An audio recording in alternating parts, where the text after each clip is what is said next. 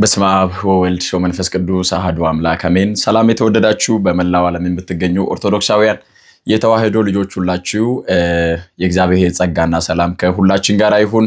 አምላካችን እግዚአብሔር በረዳን ደግሞ በገለጠልን መጠን ለአጭር ደቂቃ ሰዎች ፈረዱብኝ በሚል ርዕስ እንማራለን። ሰዎች ፈረዱብኝ መነሻ ታሪክ የምናደርገው በዚህ በቅዱስ ዮሐንስ ወንጌል ምዕራፍ 8 ከቁጥር 1 እስከ ቁጥር 11 ድረስ ያለውን አነብላችኋለሁ። በማስተዋል አድምጡና የራሳችሁን ሕይወት እየተመለከታችሁ ደግሞ የእግዚአብሔርን ምሕረት፣ የእግዚአብሔርን ይቅርባይነት፣ የእግዚአብሔርን ቸርነት በዚህ ታሪክ ውስጥ እንመለከታለን። እግዚአብሔር ከሁላችን ጋር ይሁን። የምንሰማውን የምናደምጠውን ማስተዋል፣ መረዳት፣ መገንዘብ እንድንችል እግዚአብሔር ሁላችንንም ይርዳን። የዮሐንስ ወንጌል ምዕራፍ 8 ከቁጥር 1 ጀምሮ እንደዚህ ይላል። ኢየሱስ ግን ወደ ደብረ ዘይት ሄደ፣ ማለዳም ደግሞ ወደ መቅደስ ደረሰ። ሕዝቡም ሁሉ ወደ እርሱ መጡ፣ ተቀምጦም ያስተምራቸው ነበር። ጻፎችና ፈሪሳውያንም በምንዝር የተያዘችን ሴት ወደ እርሱ አመጡ። በመካከልም እርሷን አቁመው መምህር ሆይ ይህች ሴት ስታመነዝር ተገኝታ ተያዘች። ሙሴ እንደዚህ ያሉት እንዲወገሩ በሕግ አዘዘን።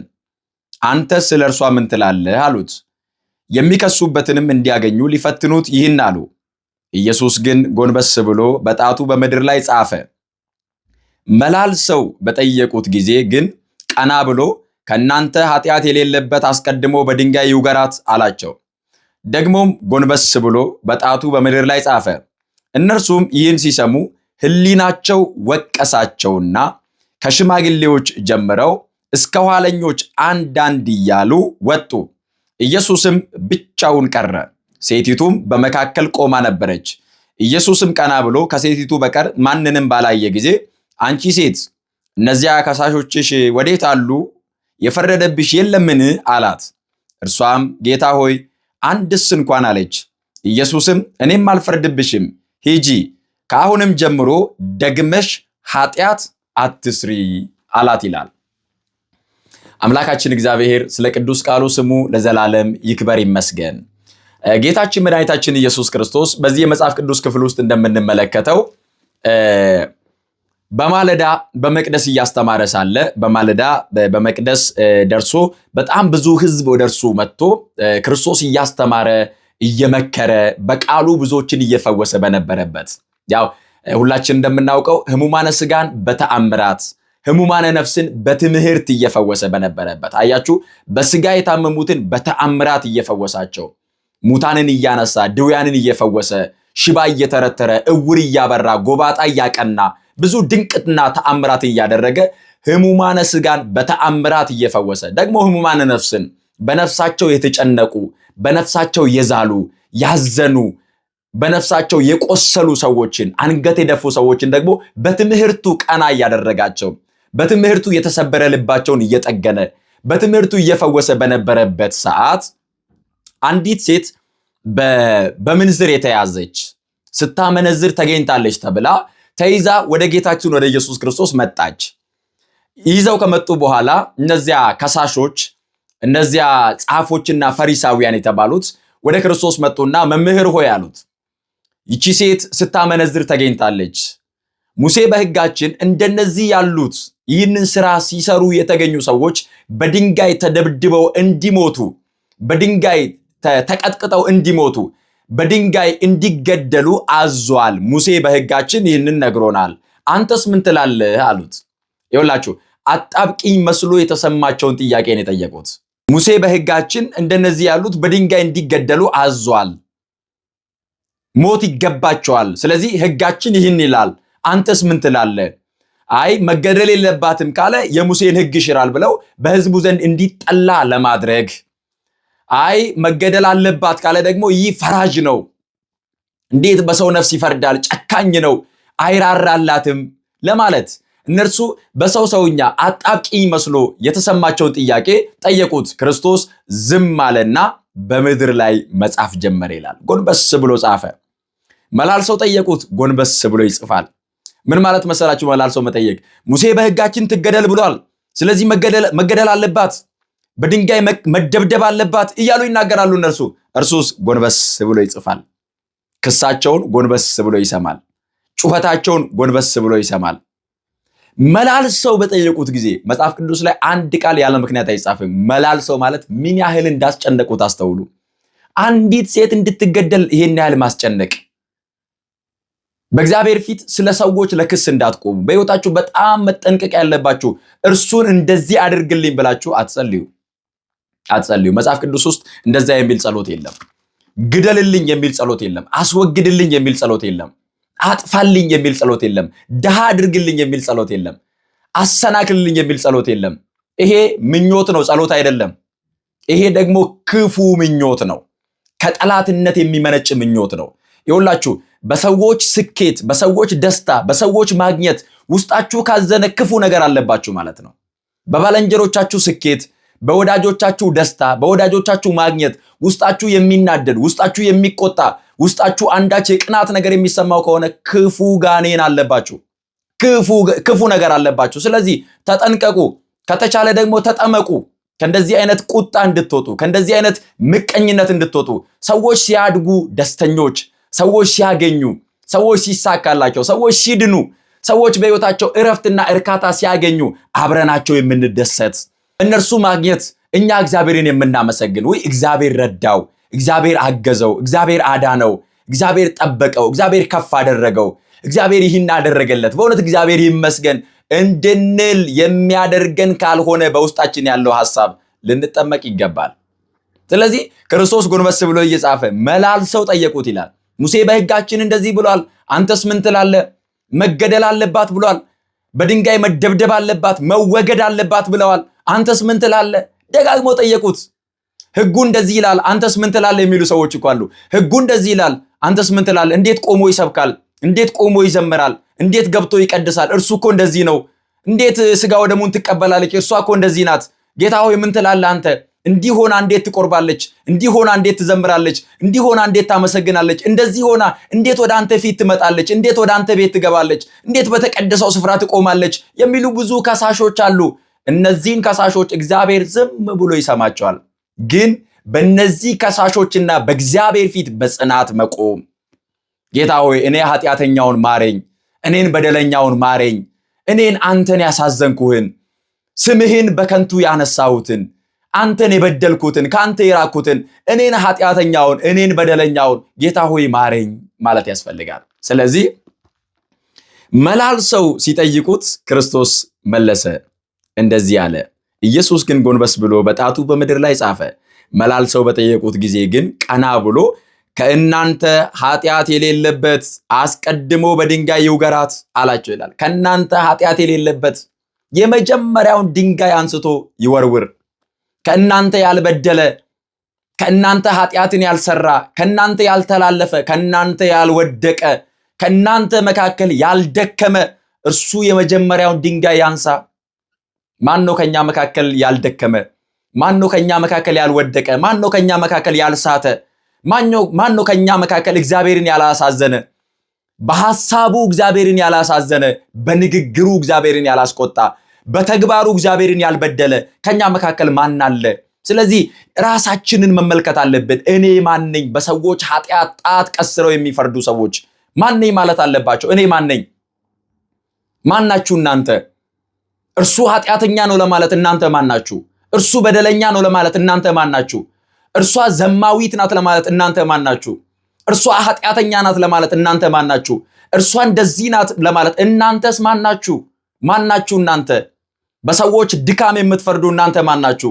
በሰዎች ውድቀት የምትዘባበቱ እናንተ ማን ናችሁ? በሰዎች ኃጢአት የምትሳሳቁ የምትሳለቁ እናንተስ ማን ናችሁ? በሰዎች ድካም፣ በሰዎች አንገት መድፋት፣ በሰዎች እንባ፣ በሰዎች ማልቀስ እርስ በርሳችሁ የምትዝናኑ፣ እርስ በርሳችሁ ብዙ ክፉ ነገሮችን ከአንደበታችሁ የምታወጡ እናንተስ ማን ናችሁ? የእናንተ ሕይወት በእግዚአብሔር ቃል ሲመዘን ምን ይመስላል? የእናንተ ኑሮ በእግዚአብሔር ፊት ምን ይመስላል? ምናልባት ከሰዎች ተደብቃችሁ ሊሆን ይችላል። ይኸውላችሁ በድብቅ ኃጢአተኞች ልትሆኑ ትችላላችሁ፣ በገሃድም ኃጢአተኞች ልትሆኑ ትችላላችሁ። ግን ኃጢአተኞች ነን። ስለዚህ ተደብቀን ኃጢአት እየሰራን በገሃድ ኃጢአት የሰሩትን ሰዎች ልንፈርድባቸው አይገባም። ማንን? እኛ ራሳችንን መመልከት አለብን። እናንተ ማናችሁ? በእውነት በሰው ድካም ላይ የምትፈርዱ ማናችሁ? እናንተ ስለዚህ ክርስቶስ እንደዚህ ያለ ከናንተ መካከል ኃጢአት ያልሰራ ከናንተ መካከል ያልበደለ ከናንተ መካከል እግዚአብሔርን ያላሳዘነ የመጀመሪያውን ድንጋይ አንስቶ ይወርውር። የመጀመሪያውን ድንጋይ እርሱ ይደብድብ፣ እርሱ ይግደላት፣ እርሱ ያስወግዳት። ምክንያቱም ከናንተ መካከል ያልበደለ ካለ፣ በጽድቅ ያለ ካለ፣ አያችሁ ያልሳተ ካለ፣ በአንደበቱ ሐሰት የሌለበት፣ በአይምሮው ክፉ ሐሳብ የሌለበት፣ በልቡ እግዚአብሔርን ያላሳዘነ፣ በተግባርም ደግሞ ያልበደለ እርሱ የመጀመሪያውን ድንጋይ ያንሳ። በዚህ ዘመን እንደዚህ አይደለን እኛ? ብዙዎቻችን እኮ ፈራጆች ነን። እርሷ እንደዚህ ናት፣ እርሱ እንደዚህ ነው። አንተስ ማነህ? ራስህን ተመልከት ወዳጄ። ማነኝ እኔ? የኔ ኑሮ በእግዚአብሔር ቃል ሲመዘን ምን ይመስላል? የኔ ህይወት በእግዚአብሔር ቃል ሲመዘን ምን ይመስላል? ልብና ኩላሊትን የሚመረምረው አምላክ ውስጤን እየተመለከተ ነው። ማነኝ እኔ በፊቱ? ህይወቴ ምንድነው በፊቱ? ስራዬ ምንድነው በፊቱ? ራሴን መመልከት፣ እንኳን ስለ ሰዎች ኃጢአት ለማውራት፣ እንኳን ስለ ሰዎች ድካም ለማውራት፣ እንኳን በሰው ኃጢአትና በደል ላይ ጣት ቀስር በመቀሰር አንተ እንደዚህ ነህ እርሷ እንደዚህ ናት ብዬ ለመናገር ይቅርና እኔ የራሴን ኃጢአት እንኳን አልጨረስኩም። ስለዚህ ራሳችንን እንመልከት። ከናንተ ኃጢአት የሌለበት በድንጋይ ያስወግድ፣ በድንጋይ ይግደላት አለ።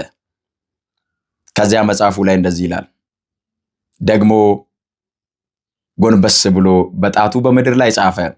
እነርሱም ይህንን ሲሰሙ አለ ሕሊናቸው ወቀሳቸውና ከሽማግሌዎች ጀምረው እስከ ኋለኞች አንድ አንድ እያሉ ወጡ።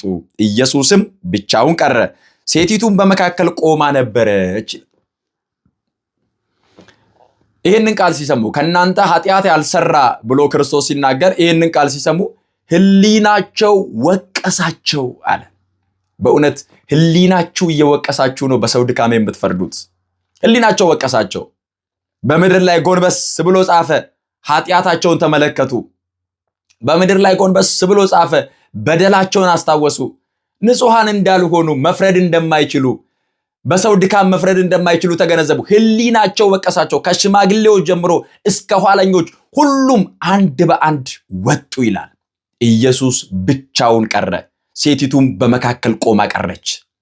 ሕሊናችሁ ይውቀሳችሁ። ዛሬ በብዙ ሰዎች ድካም ላይ የምትፈርዱ ሰዎች በእውነት ሕሊናችሁ እየወቀሳችሁ ነው። ሕሊናችሁን አዳምጡ፣ ውስጣችሁን አዳምጡ። በሰው ትዳር ላይ የምትፈርዱ፣ በሰው ስራ ላይ የምትፈርዱ፣ በሰው ኑሮ ላይ የምትፈርዱ፣ በሰው አገልግሎት ላይ የምትፈርዱ፣ በሰዎች ማጣት ላይ የምትፈርዱ፣ በሰዎች አንገት መድፋት ላይ የምትፈርዱ ሰዎች ሕሊናችሁ እየወቀሳችሁ ነው። እረፉ እያላችሁ ነው። ሕሊናችሁን አዳምጡ፣ ውስጣችሁን አዳምጡ። የእግዚአብሔርን ቃል ስሙ። በመስማት ደግሞ መስማት ብቻ አይደለም፣ ቃሉን የምትተገብሩ ሁኑ። ሕሊናቸው እየወቀሳቸው ወጡ። ሴቲቱ ብቻውን ቀረች። ሰዎች ፈርደውባት ነበረ፣ ግን እግዚአብሔር ምሕረት አደረገላት። ሰዎች ፈርደውባት ነበረ፣ ግን እግዚአብሔር ይቅር አላት። ሰዎች ፈርደውባት ነበረ፣ ግን እግዚአብሔር መተላለፏን አስወገደላት። ሰዎች ፈርደውባት ነበረ፣ ግን እግዚአብሔር ቸርነቱን አበዛላት። ከዚያ ክርስቶስ ቀና አለና እንደዚህ አለ፣ አንቺ ሴት ከሳሾችሽ ወዴት አሉ አላት። ሴቲቱ መለሰችና ጌታ ሆይ አንድስ እንኳን የለም አለች። ማንንም አላየችም።